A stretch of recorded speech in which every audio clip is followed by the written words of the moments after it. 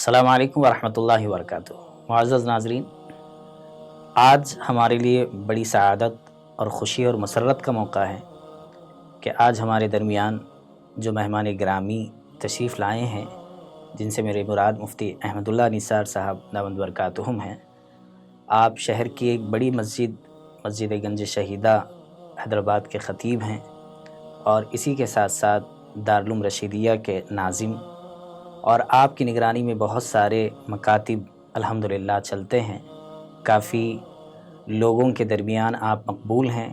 اور آپ کے بیانات سے ایک بڑا حلقہ استفادہ کرتا رہتا ہے۔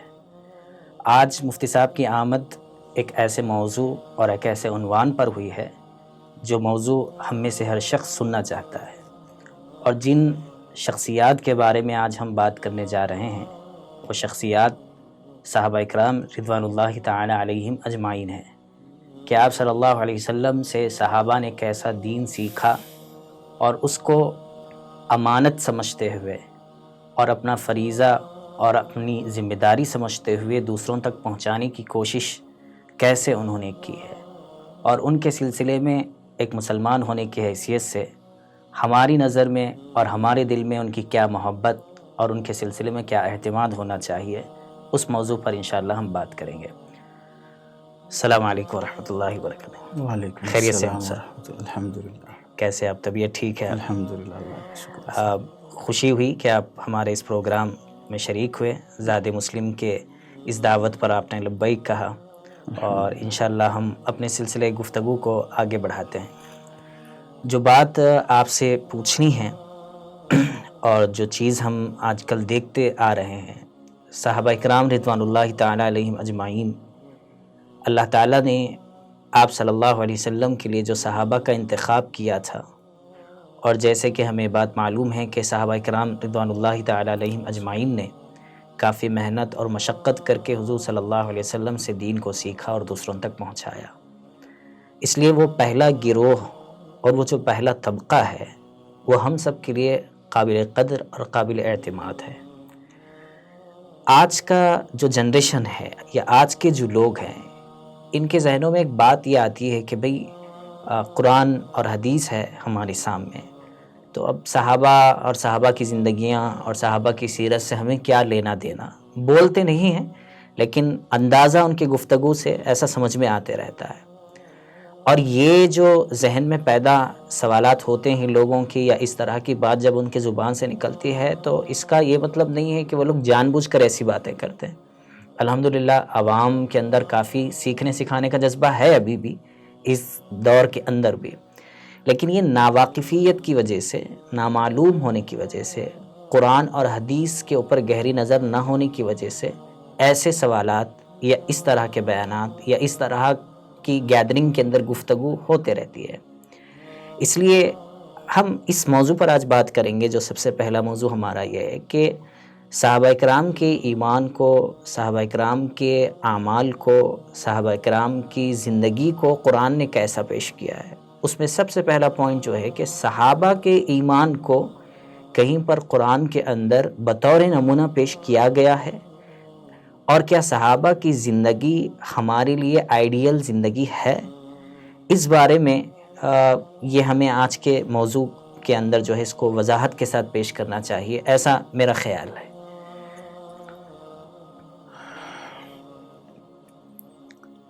جہاں تک صحابہ اکرام کے ایمان سے تعلق اور نئی نسل کے صحابہ اکرام کے بارے میں اس طرح کا بدظن یا بدگمان ہو جانا، اور اس کی وجہ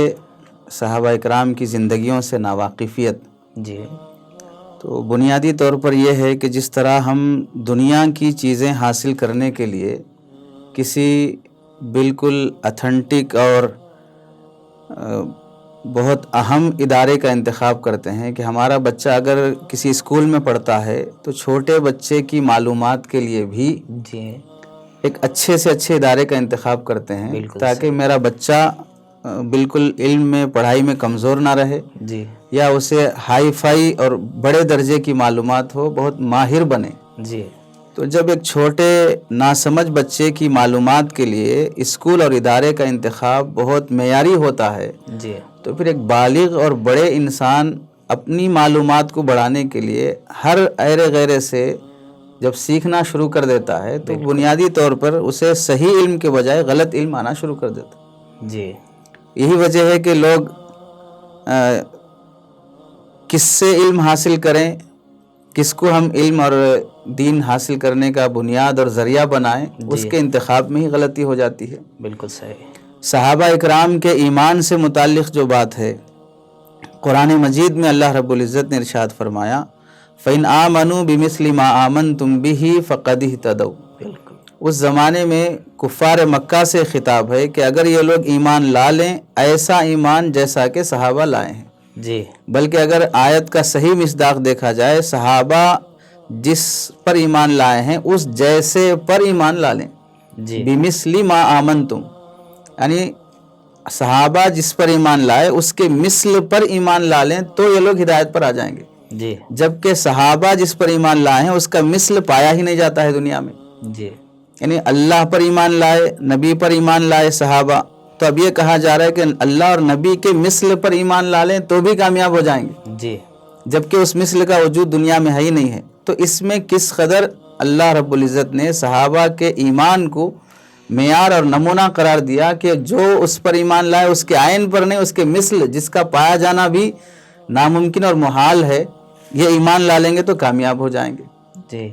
ایسے ہی دوسری آیت میں اللہ رب العزت نے ارشاد فرمایا وَلَكِنَّ اللَّهَ حَبَّبَ إِلَيْكُمُ الْإِيمَانَ وَزَيَّنَهُ فِي قُلُوبِكُمْ۔ اللہ رب العزت نے ان کے سینوں میں ایمان کو رچا بسا دیا، اسے مزین کر دیا، اور کفر اور فسق اور فجور سے اللہ رب العزت نے صحابہ کے دلوں میں طبعی نفرت پیدا کر دی۔ بالکل صحیح۔ تو صحابہ کے ایمان کا معیار یعنی ہمیں اللہ اور اس کے رسول تک پہنچنے کے لیے چاہے وہ عقیدے ہوں چاہے وہ اعمال ہوں، جی درمیان میں واسطہ صحابہ کا ہی ہے۔ بالکل اگر اس واسطے کو ہٹا دیا جائے، چاہے وہ ایمان کا واسطہ بنانے میں ہٹا دیں چاہے وہ اعمال کا واسطہ بنانے میں ہٹا دیں، جی تو بھی یہ مومن نہیں ہو سکتے،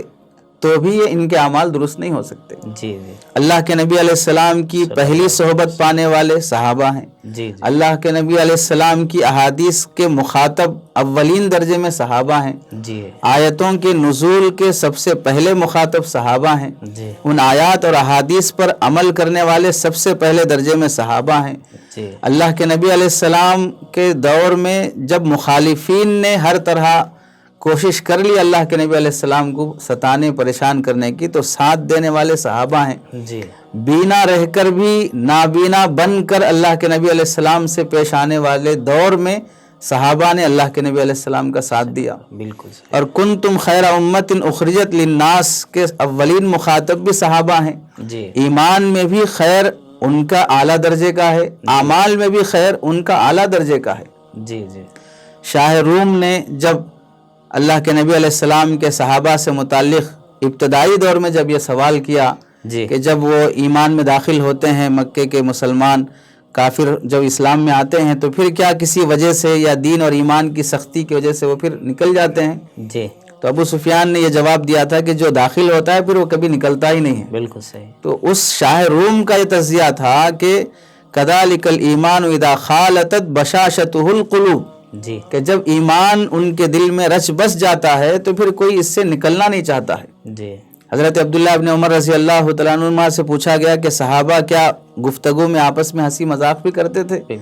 تو آپ رضی اللہ تعالیٰ عنہ نے فرمایا کہ ہاں وہ کرتے تھے، لیکن ان کے دلوں میں ایمان پہاڑوں کی طرح رچا بسا رہتا تھا۔ جی